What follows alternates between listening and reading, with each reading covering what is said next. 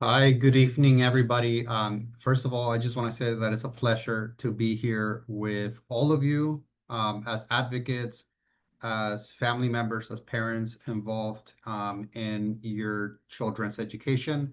And it's equally beautiful to see an environment where interpretation is provided and you can access the content in your home languages.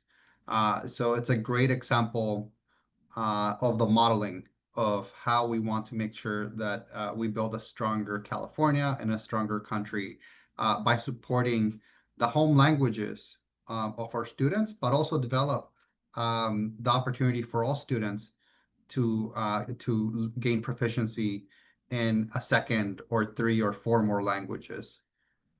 So I'm going to talk a little bit today about the bilingual teacher pipeline, but I first want to briefly talk about the organization that I feel very privileged and proud to be able to work with. So Californians Together is a statewide advocacy coalition, and we focus with a laser focus on making sure that the needs of our 1.1 million English learners in California's TK through 12 public schools are being met in our public school system. We understand that there is systemic issues that need to be addressed. We know that there's a history that has led to the unfortunate outcomes that the system produces for English learners. And we want to be able to work together with our coalition to address those issues and be able to improve our system for our English learners and multilingual families across California. Um, as I said before, at heart, we are a coalition of a coalition because we understand that we cannot accomplish this work alone. And in my work every day, I am proud to work with every single organization that is part of our coalition, and even those organizations that might not be in our coalition that we get to partner with every day to work together and improve outcomes for English learners. One thing that I'll just emphasize is that one individual and one organization cannot and does not have all the knowledge necessary to create systemic change in California. And therefore, working together collaboratively with our school board member associations, with our associations that represent teachers, with our union brothers and sisters, with our parent organizations, with our community organizations, with our equity organizations. That's what makes us stronger, and that's what makes us effective to be able to create change in California.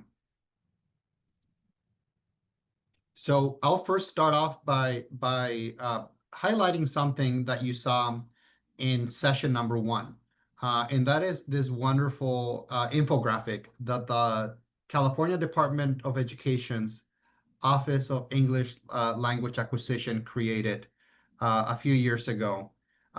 If you're able to, I would definitely download this graphic just to make sure that you have it before, just to make sure that it doesn't get taken down before you're able to get it. But this really highlights a lot of the benefits of multilingualism that center the conversation that we have today. So again, I want to emphasize that the benefits are multiple. They include cognitive benefits, which include the ability to function in different environments, to be able to go into a room and pay attention to social cues as a multilingual individual that we have to be perceptive to. There's also a lot of educational benefits in terms of better long-term academic outcomes for our students. It also promotes critical thinking skills. There's also the social cultural benefits that I can't emphasize enough, and that is the ability to understand other cultures, to have empathy towards differences and folks that might be different and speak other languages. It increases connections to your heritage and cultures, and many others. And then lastly, the economic benefits are also important. We care about making sure that all of our students are able to be successful in college, career, and their life endeavors. And being multilingual in this world has a lot of economic benefits and many high need career fields. So as I talk about the benefits of multilingualism, I need to talk about the benefits of bilingual programs. And now I don't have the time to go over every single research report that talks about the benefits, but I'll talk about three that highlight some of the benefits that I think are important for us to consider. First, I'll talk about a national study where it was shown that students in bilingual programs outperformed their peers that were in English-only programs in both English, literacy, and other academic subjects. And the other thing about the study that was important is that participation in dual language immersion programs was shown to have a stronger association with achievement than was socioeconomic status of students. And this was a study from 2002. There have also been studies in California that are important for us to emphasize. One of the studies that was released in 2014 looked at Latino English learners in dual language programs. And this is important to emphasize, especially as we communicate about the value of dual language programs to families. It found that although reclassification might have taken a little bit longer, these students long-term had higher reclassification rates, greater English proficiency, and better academic success by the end of high school. And I just want to emphasize that again. When we're learning two languages, you're essentially learning a lot more language than you might be in an English-only program. So for example, while in an English-only program, you might be learning a cup full of English language. In a dual language program, you might be learning a cup and a half or a cup and 3/4. So because you're learning in two languages, that ability to gain English proficiency might not be seen early on, but in the long term, students in dual language immersion programs end up having better English proficiency than students in English-only programs. And then lastly, as another study focused on kindergarten and students entering kindergarten that were English learners. And it found that those students enrolled in dual language programs had equal or greater growth through middle school in both English language arts and math. So again, the benefits are multiple. It's benefits in terms of reclassification. It's benefits in terms of academic achievement. And then, as you know, there's benefits in terms of the connections to your home language, home cultures, and connections, and being able to connect to the world a lot more closely. Now, as I talk about the bilingual teacher pipeline, I need to talk about where we are. And in order for us to talk about where we are with the pipeline, we need to talk about Proposition 227. So as you know, Proposition 227 passed in 1998. It passed by nearly 2/3 of California voters approving it. And it set the English learner policy across California, essentially making English only as a default program for English learners across the state. This is something that impacted California for over 20 years. And we're still recovering from this because since the passage of Prop 227, we saw a lot of dual language programs decimated in California. What happens when we get rid of dual language programs and bilingual programs? Well, as a result, the demand for bilingual teachers reduces, and then there's less incentive for educators to get their bilingual authorization. So this is something that is important for us to understand as we think about the shortage that we face right now. Now, fortunately, we have made progress since 1998. The narrative and the landscape and the support for bilingual programs and multilingualism in California has flipped to the point that in 2012, we became the first state in the nation to pass and to award a state seal of biliteracy. A great example of California leading the nation when it comes to multilingualism. We were the first state to pass a state seal by literacy law in 2012. Just in 2023, we finally reached an important benchmark where all 50 states and the District of Columbia now have a state seal by literacy law. And then lastly, 2016 was an important benchmark when it comes to multilingualism in California. This was a year that by nearly 74% of the vote, we passed in California Proposition 58, or the California Education for a Global Economy Initiative, or EDGE. This essentially got rid of the restrictions of Prop 227, and it made multilingualism and bilingual education the policy of for English learner education in California. So essentially, it got rid of the English only restrictions, and it once again made bilingual education as the preferred type of program for English learners across the state. And then lastly, associated with Prop 227, we have an important publication that the California Department of Education released in 2018, and this is a global 2030 initiative.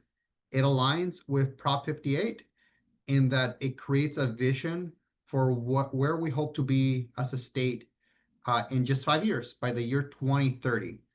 The goals that it has is that we want to have 150,000 students getting the seal by literacy by the year 2030. So we want to triple that number from where we were back in 2017. We want to make sure that 3 out of 4 graduating seniors earn that seal by literacy by 2040. And we want to quadruple the number of dual language immersion programs. So we want to have at least 1,600 dual language immersion programs across California by the year 2030. So as you can see, we went from English only as a default, as a policy in California, to a policy landscape where we are promoting and supporting multilingualism and the idea that students, especially English learners, should be learning in a bilingual setting. Again, as we think about the 2030 goals, in 2017, when Global 2030 was released, we had 407 dual language programs across California. Now, if we look at where we were in 2023, we went up to 996 dual language immersion programs in California. So again, we have seen this progress, we have seen tremendous growth, and this is largely due to the work that all of you have been doing on the ground, and also to the support in California's changing policy landscape. Having said that, we still have a lot of work to do. If you look at this chart, we see that California is a state where 9% of our English learners are enrolled in dual language immersion programs. If you look at Texas, you'll notice a different landscape there.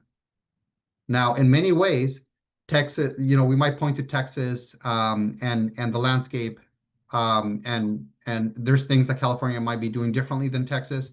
But one of the main differences between California and Texas, as we look at these two numbers for us to think about, is that we had an English-only policy in California. We had that backlash in California in the 90s to multilingualism, where Texas did not experience this type of restriction. So in a way, when we think about our bilingual teacher pipeline and access to bilingual programs, Texas might be ahead of us because we have to still recover from the impacts of that English-only policy that we had in the 90s. So what are the components for expanding bilingual programs?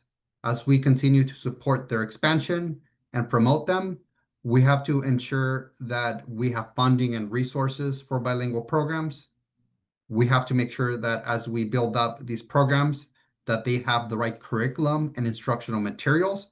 Because as we all know, if we're doing a dual language immersion program, we need materials in Spanish, Mandarin, Arabic, all of the languages that these dual language immersion programs might be built to offer. Family and community engagement becomes critical. This is critical to making sure that demand for bilingual programs and dual language immersion programs is there in the community and that it's natural from the ground up. And also that families and community members understand the benefits of these programs and the progression that they might expect to see from their students. And then lastly, we need administrators and governance teams to support these programs. So essentially, we want the school leadership to be able to support these programs. And then lastly, as I talk about the nuts and bolts of bilingual programs, we need bilingual educators. I think that's clear as day. There's no way that we can effectively implement and continue dual language programs and any type of bilingual program in California unless we have well-prepared bilingual educators that can meet the demand and not just continue the programs that we have in place, but also continue to expand the programs so that we get to a point where California becomes a national leader in the proportion of English learners that are enrolled in dual language immersion programs. So as we think about districts facing a shortage, the shortage again is due to the restrictions that we had in Prop 227 that decimated the programs. It also decimated the bilingual teacher supply in California. At the same time, now we have a desire by districts and community members to expand programs. So coupled with the shortage that we had coming in from the 90s to the fact that we want to expand programs, you can see how we have a shortage that if we don't address it and if we don't have both local advocacy and state solutions, it's only going to continue to get larger unless we take this seriously. So if we look at data from the California Budget and Policy Center, they did a survey of districts back in 2019. They found that over half of districts in California experienced a shortage of bilingual educators. Amongst these districts, nearly 1 in 4 said that it was a major shortage. But as districts were asked to think about what's coming up in the future and what they see as the demands and the expansion that they see in their districts, 86% of districts said that they would expect a bilingual teacher shortage in the future.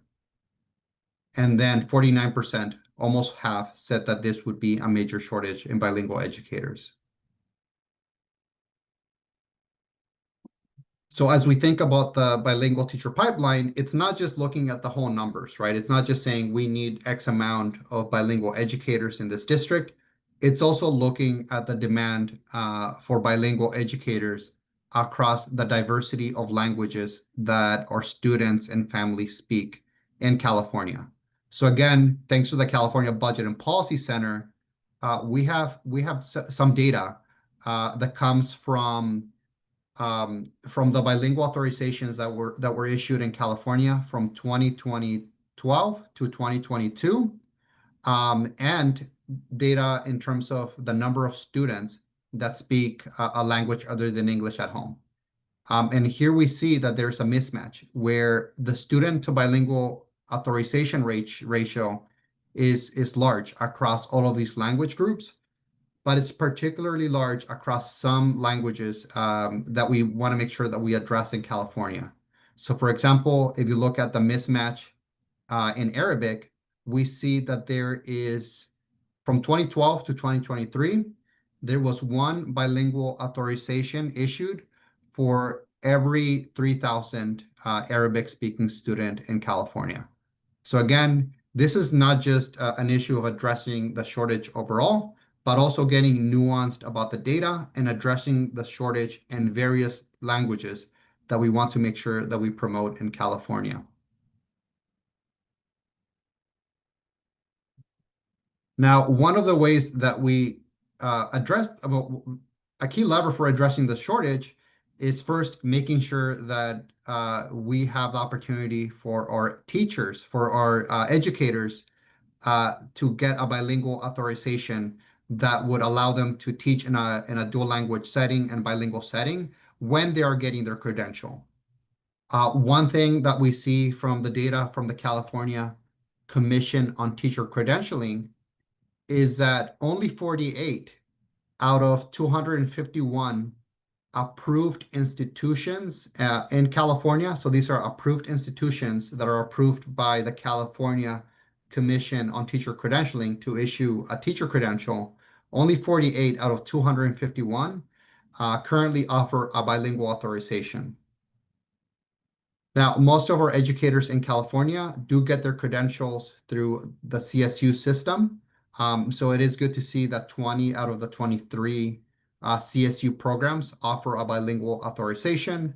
All of our UC programs offer a bilingual authorization, but you can see some opportunities here to encourage some of our private programs and also our school district programs to figure out ways to offer that bilingual authorization for their teacher educators.